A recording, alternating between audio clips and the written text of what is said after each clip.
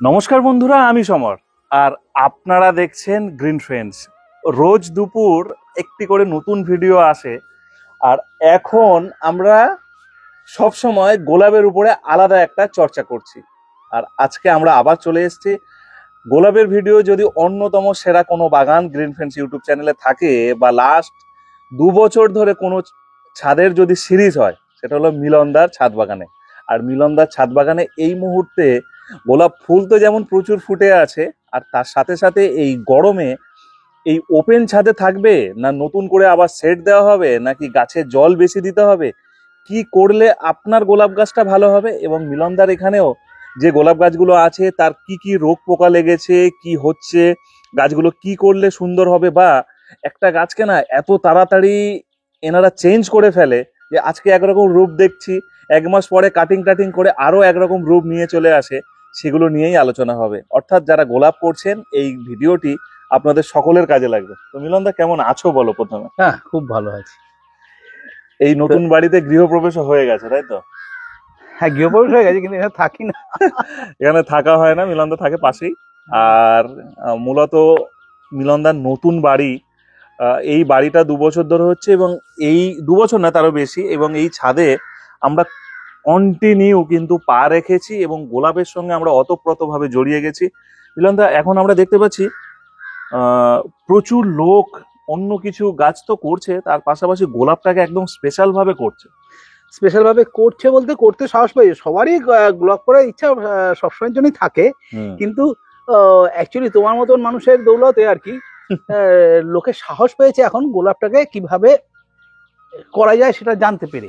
হ্যাঁ, কেননা আগে কি হতো, তোমায় আমি বারবার বলেছি যে তুমি ওই নার্সারি থেকে সিজনে 10টা গাছ আনলে, হ্যাঁ, যখন অফ সিজন মানে অর্থাৎ গরমের সময়, এই সময় পরিচর্যা কমে গেল, বা তুমি জানলে না 2-4টে গাছ মরে গেল, এনার্জি কমে গেল, অটোমেটিক গোলাপের থেকে তুমি পেছোতে আরম্ভ করলে, তখন সিজনাল গাছের দিকে চলে গেলে।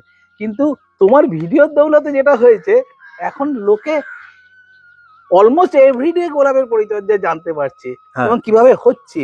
হ্যাঁ, ইভিন কি বাড়ির মহিলারা পর্যন্ত, যারা একদম কি বলবো, যারা হাউস ওয়াইফ, তারা কিভাবে গোলাপ তৈরি করছে সেসব ভিডিও তুমি পরের পর সিরিজ করে তুলে ধরছো। একদমই তাই। এই জন্য আরো বেশি ইমপ্রেসড হচ্ছে এইসব ব্যাপারে, আরো নতুন নতুন গোয়াটা।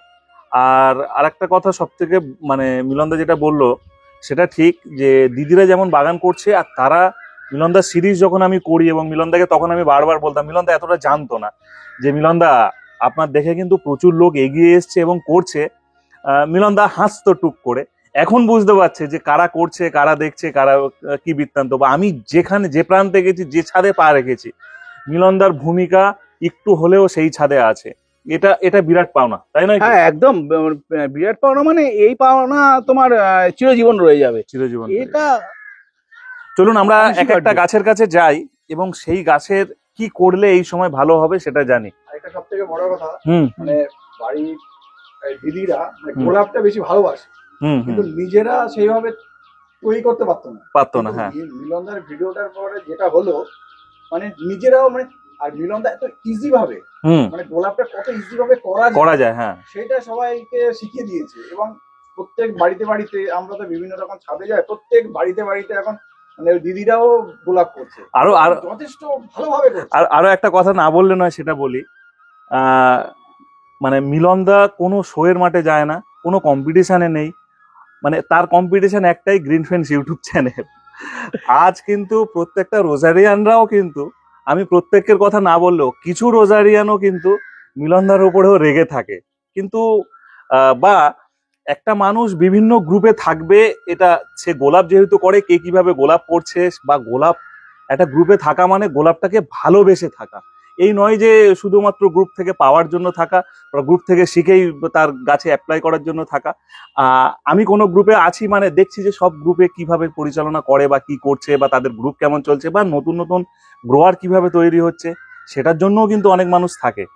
তো অন্তত মিলনদার সঙ্গে কম্পিটিশনে কেউ আসবেন না। আপনারা আপনাদের প্ল্যাটফর্ম আছে, নতুন জায়গা আছে, আপনারা শোয়ের মাঠে যান, শোয়ের মাঠে আপনারা এক একজন এক একটা রকম হিরো। কিন্তু মিলনদা যদি হিরো হয়ে থাকে গোলাপের নিয়ে, সেটা কিন্তু একমাত্র গ্রিন ফ্রেন্ডস ইউটিউব চ্যানেলে।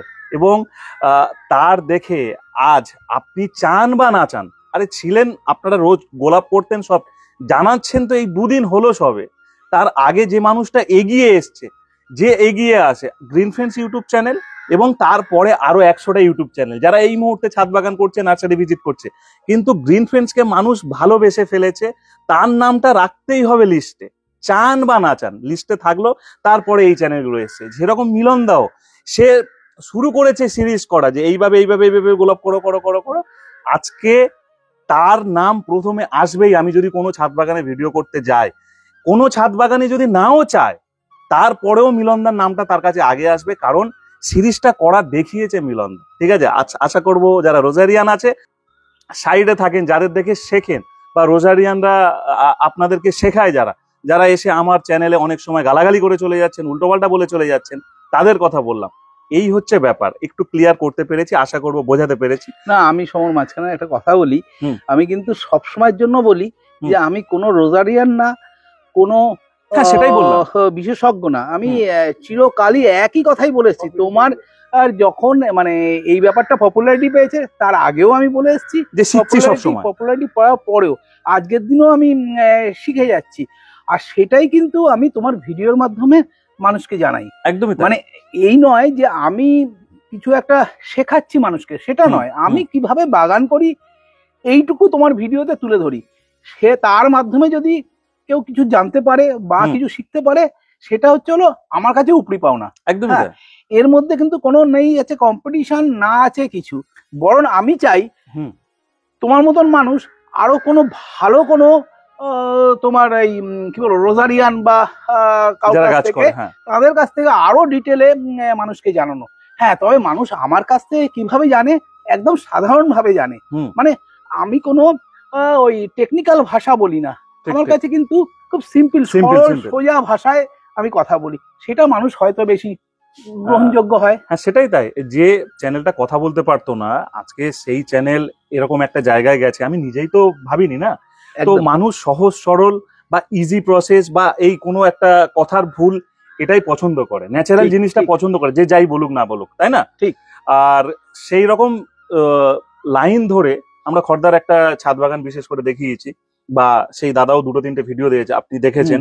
তো উনিও কিন্তু মানে নতুন গাছ করা এবং তার যে গাছের বৃদ্ধি, যে 1 বছরে, লোক সেটাও তো মেনে নিতে পারছে না যে 1 বছরে এটাই হতে পারে কি করে।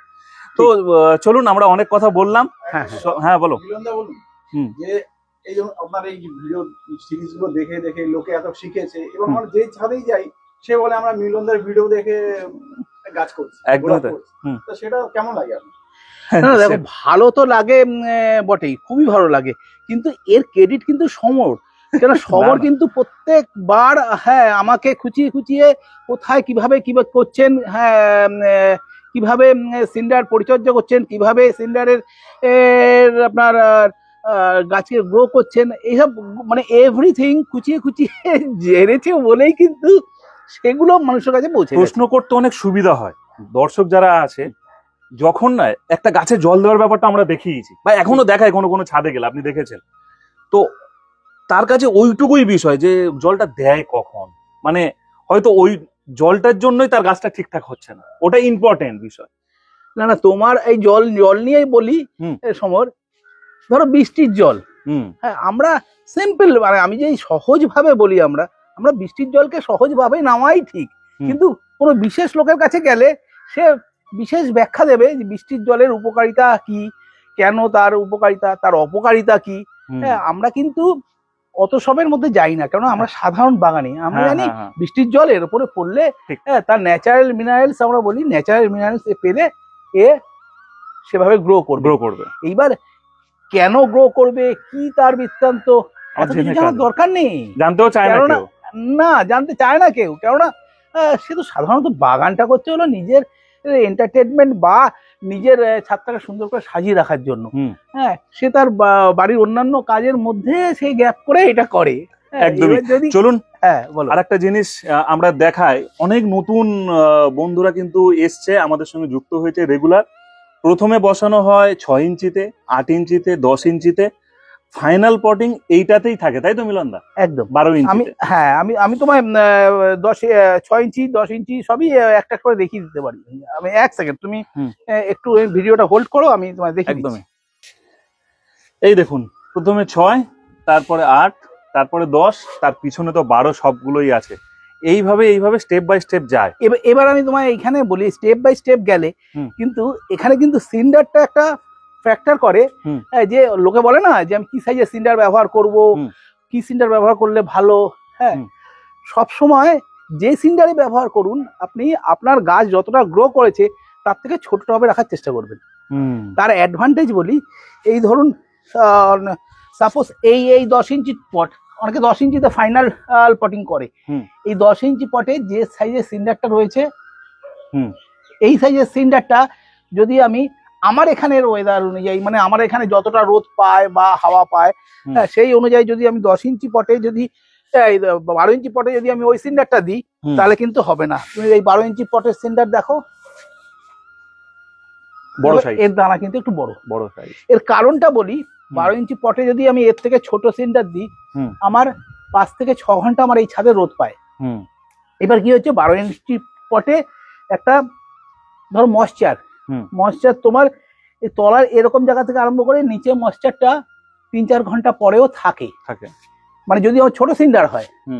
এবার ওপরে ময়েশ্চারটা যেই শুকোলো, ওপরে সব ফিডার রুট গুলো থাকে, ওপরে ময়েশ্চার শুকালেই আমরা জল দেওয়া আরম্ভ করি, তখন ট্যাপ রুটে জল স্টোর হতে থাকে, কেননা সে তো অলরেডি ভেজা ছিল। তার উপরে আবার জল পড়লো, মানে ট্যাপ রুটটা আস্তে আস্তে ড্যামেজ হতে থাকে। যেই ট্যাপ রুট ড্যামেজ হওয়া আরম্ভ হলো, তখনই নানান রোগ আরম্ভ হবে। মানে অর্থাৎ সবার আগে আসবে হচ্ছে ডাইব্যাক। এই ডাইব্যাক থেকে যদি মুক্তি পেতে চান, তাহলে কিন্তু আপনি আপনার যে সাইজের গাছ তার থেকে ছোট পট নির্বাচন করুন। তাতে হয় কি, আপনাকে ধরুন আপনি 2 বার জল দিচ্ছিলেন, সেই জায়গায় হয়তো 3 বার জল দিতে হতে পারে দিনে, একবার হয়তো বেশি জল দিতে হতে পারে, কিন্তু আপনার গাছটা ড্যামেজ হওয়ার সম্ভাবনা কম থাকে।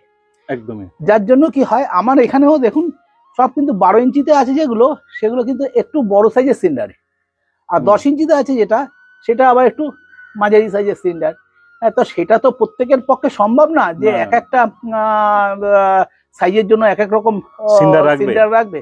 এই জন্য আমি বলি কি, যদি পটটা আমি একটুখানি ছোট নির্বাচন করি, আমার যদি ট্যাপ রুটে জলটা না বসে থাকে, আমার হয়তো একবার বেশি জল দিতে হতে পারে, কিন্তু গাছটা আমার ঠিকঠাক সার্ভাইভ করবে ভালো। এটা দারুণ টিপস একটা বোঝালেন। এরপরে আসি, এরকম করে কেউ বোঝাবে না। এবারে আসি মিলনদা, যে এই গরম চলছে, এই গরমে খাবারগুলো কি চলবে না খাবার বন্ধ হয়ে যাবে? গরমে আমি আমারটা বলি, কিন্তু আমি সবসময় বলি আমি কি করি। হ্যাঁ, আমি কিন্তু গরমে খাবার খুবই কমিয়ে দিই। যেরকম আমি তোমায় বলি, আমি যেরকম এই সময় রিপোর্ট করি না, হ্যাঁ, কিন্তু এবছর আমি এই সময় রিপোর্ট করেছি। হ্যাঁ, ওই যেটা আগে বললাম তোমায় যে ট্যাপ রুটে জল বসা, হ্যাঁ, আমার কিন্তু এখানে ট্যাপ রুটে জল বসছিল। হ্যাঁ, আমি যেই ট্যাপ রুটে জল বসছিল, সামনে আসছে এই গরম পেরোলেই আসবে বর্ষা, হ্যাঁ, তখন কিন্তু আরো জল স্টোর হয়ে যাবে, গাছগুলো ড্রাইব্যাকের দিকে যাবে বেশি। এই জন্য আমি খুব তড়িঘড়ি পাল্টে দিয়েছি। হয়তো এই তো তোমার 3-4 দিন হয় পাল্টেছি। মানে জেনারেলি অ্যাকচুয়ালি এই সময় যদি রিপোর্ট করা হয় আর কি শীতের পরে, সেগুলো ফেব্রুয়ারি থেকে মার্চের মধ্যে রিপোর্ট করে নিলে ভালো, কেননা ওয়েদারটা একটুখানি নরম থাকতে করে নিলে ভালো। আর এবারে 2-3 বার বৃষ্টি হয়েছে, এটাও ভালো, একদম ঠিক। কিন্তু আমি ওই একটু বৃষ্টি এসছে, মানে একটু ওয়েদারটা একটু ডাউন দেখেছেন। হ্যাঁ, এপ্রিল মাস হয়ে গেল, কিন্তু তবুও একটু যেই ডাউন হয়েছে, আমি সঙ্গে সঙ্গে রিপোর্টটা করে নিয়েছি। একদম, রিপোর্টটা আমি এই সময় জেনারেলি করি না। হ্যাঁ, কিন্তু করে নিয়েছি কেন, কিছু পট বাউন্ড হয়ে গেছে রুটে। রুট বাউন্ড হলে তখন বছরের যে কোনো সময় তোমাকে কেটে রিপোর্ট করতে হবে।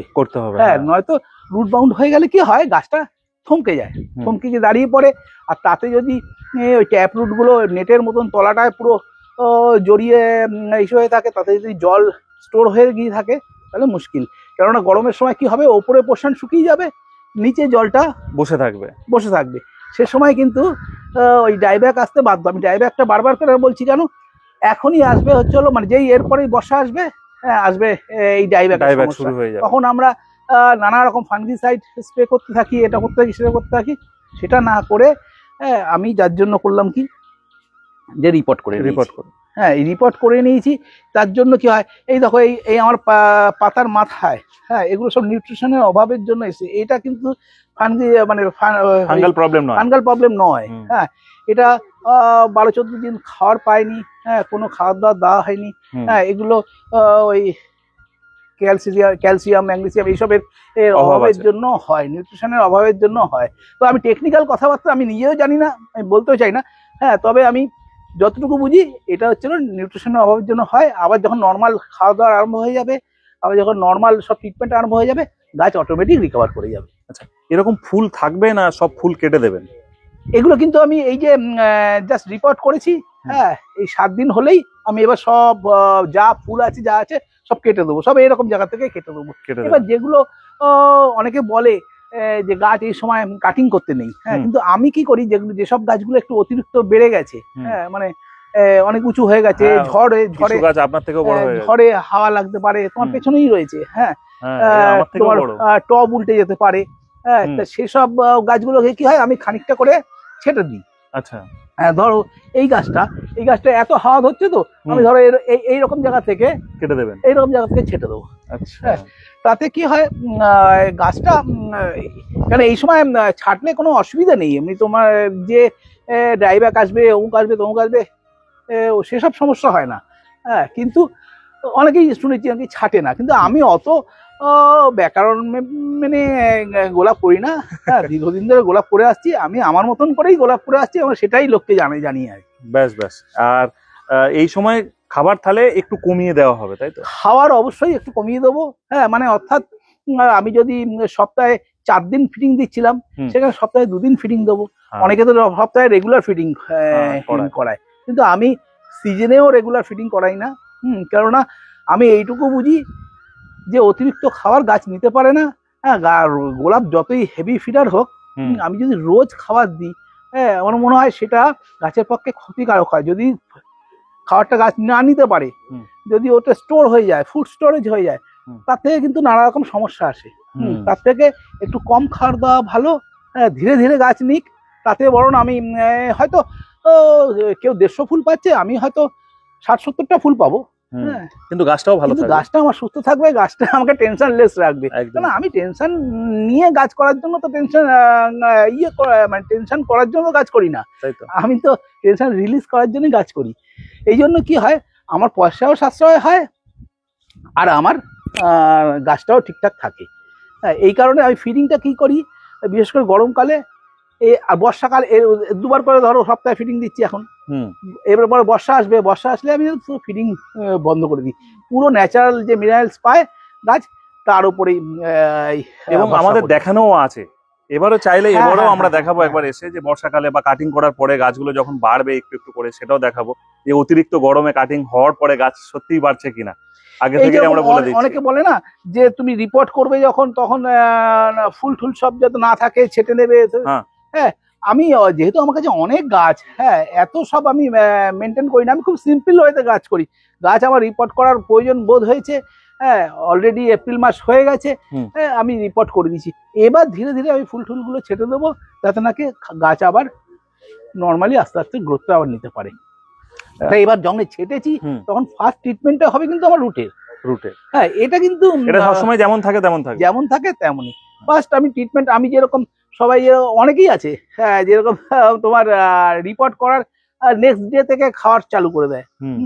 রিপোর্ট করার আমার মনে হয় না, সাধারণ ক্যালকুলেশন বলে যে আমি যখন তার শেকড় বাকড় গুলো কেটে দিলাম, এমনি জেনারেলি গাছকে এক জায়গা থেকে আরেক জায়গায় শিফট করলে গাছ একটু থমকে যায়, অবশ্যই থমকে যায়।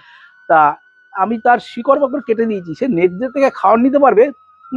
আবার নতুন শিকড় না ছাড়লে হয় না। তাই জন্য কি করি, আমি অন্তপক্ষে 5-7 দিন তাকে রেস্ট দিই, সে জায়গায় মানে তার জায়গাটাকে ডেভেলপ করুক, মানে অর্থাৎ তার শিকড় বাকড় যে কেটে দিয়েছিলাম সেই জায়গাটাকে সে রিকভার করে, সে স্ট্রেসটাকে রিকভার করে নর্মাল ইসেতে ফিরুক। কিন্তু তারপরে খাওয়ার, তারপরে খাওয়ার মানেই হচ্ছে রুট, মানেই হচ্ছে হলো 12-61-0 দিয়ে শুরু হবে, তার সাথে হিউমিক অ্যাসিড চলবে। এবার আর এইভাবে কখনো 13-40-13, এইভাবে রুটের যে মানে ব্যাপারটা হচ্ছে হলো, আমার রুটের জন্য যেসব গুলো বলা আছে সেগুলোই মোটামুটি আবার চালু করা হলো। তারপরে আস্তে আস্তে আবার নর্মাল ফিডিং এ চলে যাব, মানে অর্থাৎ ব্যালেন্স এমপিকে, হ্যাঁ, বা আমাদের মিক্সড ফুড, হ্যাঁ, এই জাতীয়। আর বর্ষা এলে টোটালি স্টপ। 2-3টে পয়েন্ট আমরা পার করলাম। এবারে আসি পোকার আক্রমণ। সেটা কিন্তু থাকবেই রীতিমতন। গোলাপের উপরে পোকার আক্রমণ থাকবে না এটা কিন্তু হতেই পারে না, তাই তো? হ্যাঁ একদম, গোলাপে তো পোকা আসবে। তবে কি হয়, যেরকম মাইটস আসবে, হ্যাঁ, এখন যেরকম মাইটস একেবারে আসবেই আসবে, কিন্তু মাইটস কে তাড়ানোর আমি সবচেয়ে ভালো উপায় বলি হচ্ছে হলো জল স্প্রে। হ্যাঁ, আমাকে তাই বলে জল স্প্রে করি বলে আমি ওষুধ দেবো না তা নয়, হ্যাঁ, ওষুধ দেবো, ওষুধের ডোজ ধরো আমি মাইটসের জন্য আমি কনফিডার ব্যবহার করব। কনফিডার আর আমি ডোজ অনেকে যেরকম 1.5 ml 2 ml বলে, আমি বলি ম্যাক্সিমাম হলে 1 ml দিন।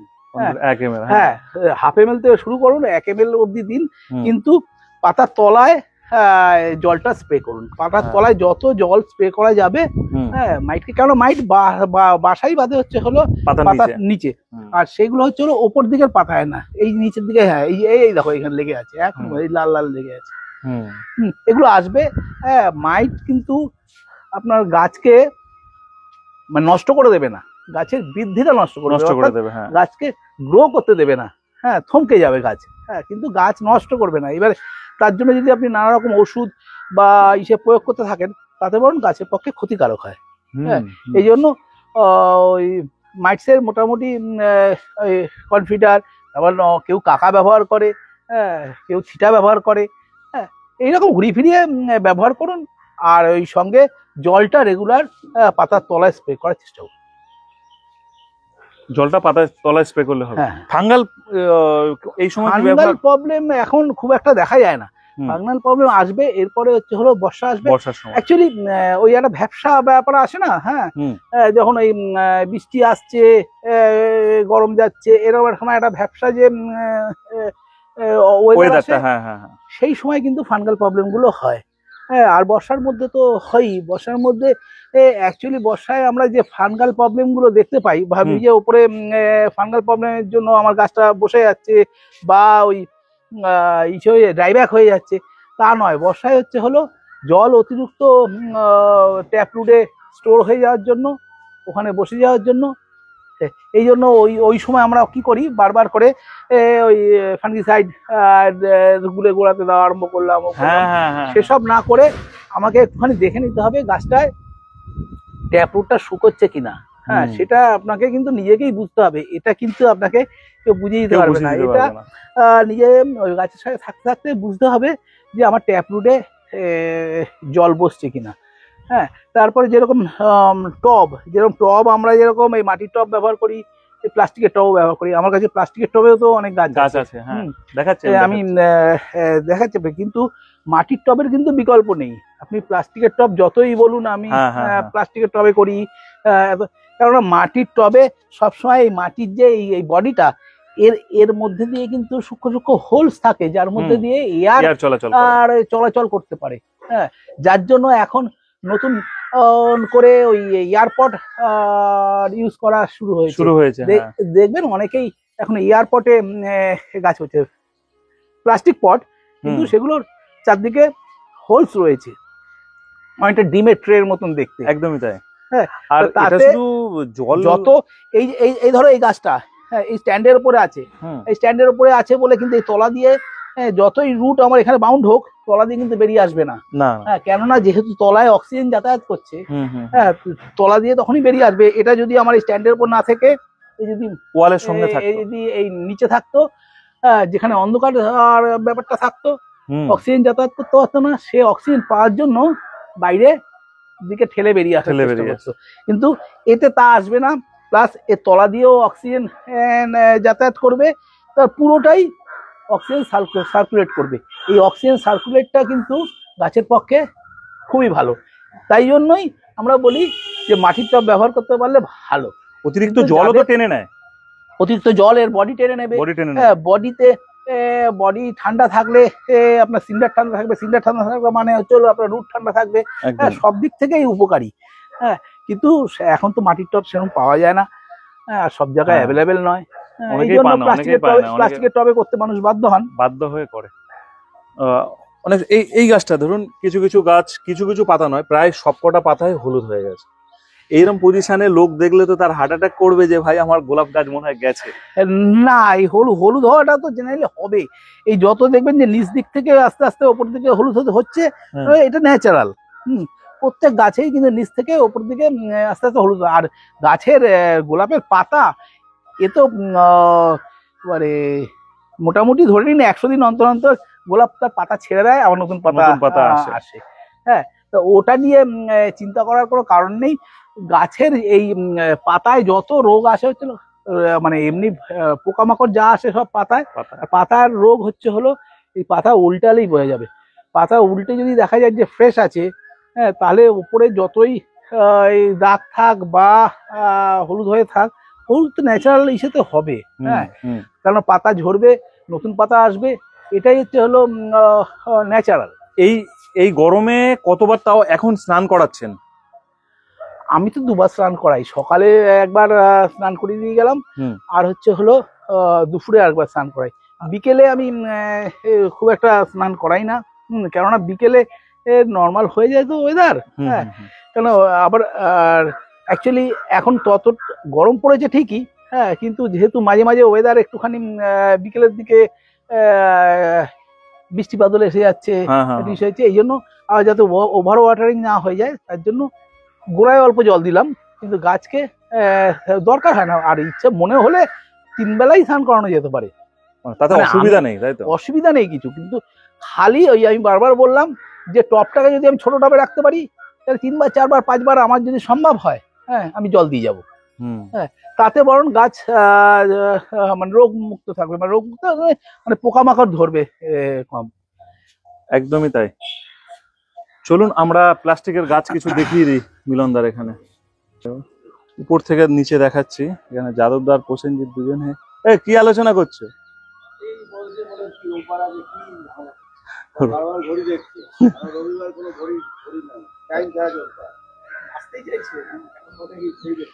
সেটাই তো, এখানে সব প্লাস্টিকের গাছ আছে মিলনদা, তাই তো? এখানে প্লাস্টিকের পটে, মানে প্লাস্টিক পট বলতে ড্রাম। হ্যাঁ হ্যাঁ হ্যাঁ হ্যাঁ, এগুলো অ্যাকচুয়ালি কালি ড্রাম, সেগুলো কাটিং করে পাওয়া যায়।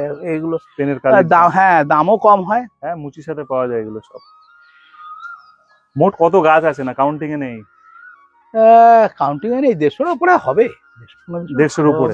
হ্যাঁ, অ্যাকচুয়ালি এখন আর গাছগুলোকে কাউন্টিং করি না, এখন খালি গাছগুলোকে সার্ভাইভ করানো যায় কিভাবে সেটার দিকে নজর রাখি। আগে যখন প্রথম গাছ করতাম তখন 10টা থেকে 20টা হলো, 20টা থেকে 30টা হলো, এই কাউন্টিংটা মনে রাখতাম। হ্যাঁ। এখন আর গাছগুলোকে সার্ভাইভ করাবো কি করে, সেটাই হচ্ছে হলো দিকে নজর থাকে। আরো গ্রোয়িং এখনো কি গাছ শেখায় অনেক কিছু, নতুন রোগ, নতুন পাতার ডিজাইন হয়ে যাচ্ছে।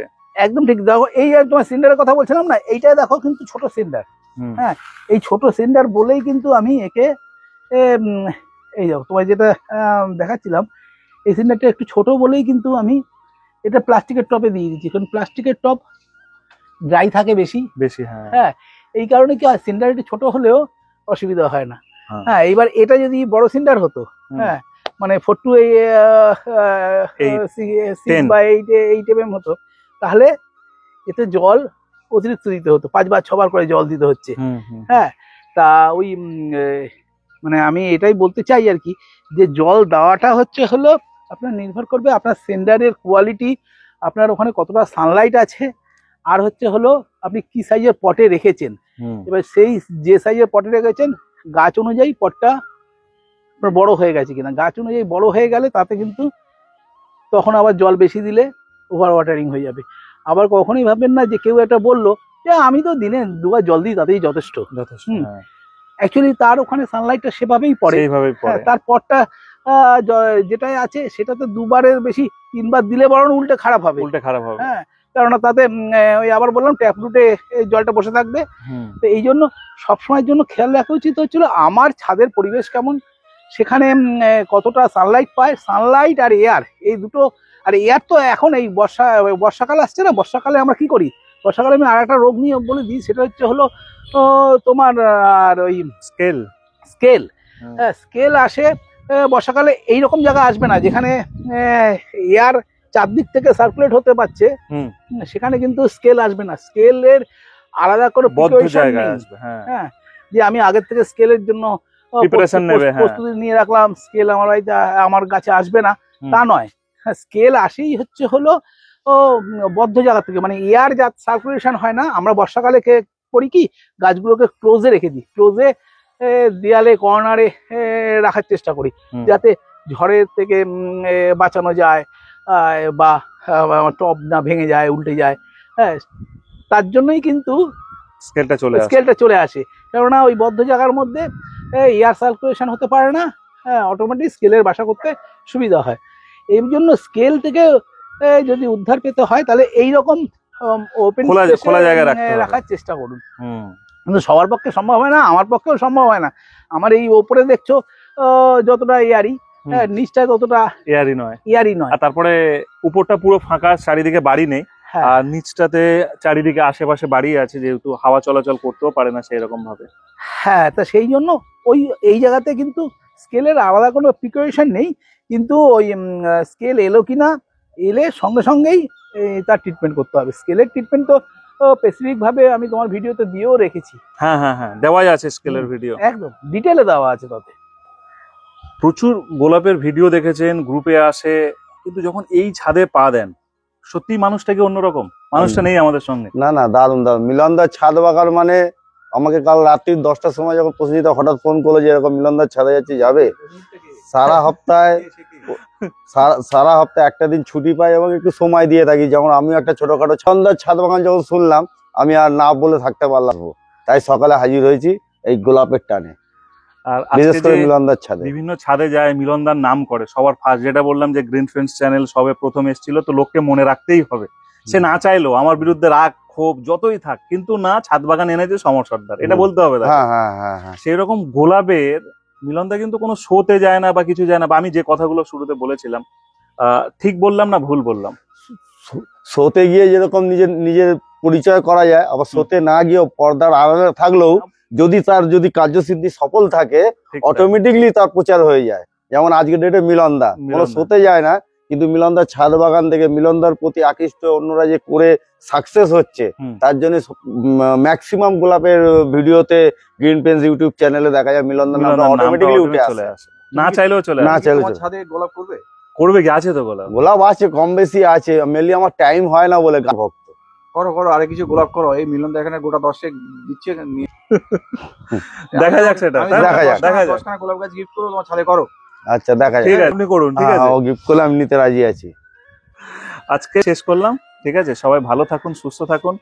আর হ্যাঁ, রাগারাগি না করে নিজেদের মতন করে বাগান করুন। আরে কার উপরে রাগ করছেন? আমরা সবাই এক জায়গার মানুষ, কলকাতার মানুষ, তাই না?